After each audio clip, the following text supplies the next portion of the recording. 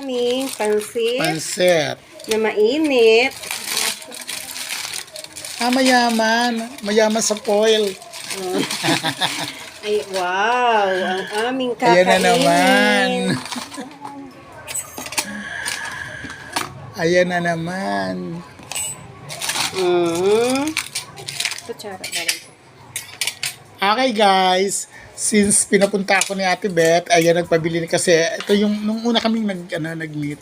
Ito yung yung pinagsaluhan namin doon sa Usano. Ngayon nagpabili siya kasi dito niya na ako pinapunta sa bahay niya. Oo, kasi pag doon nagmamadali eh. Ayan.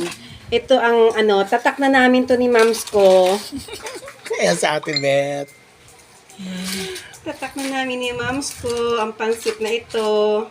Nauna namin kinain.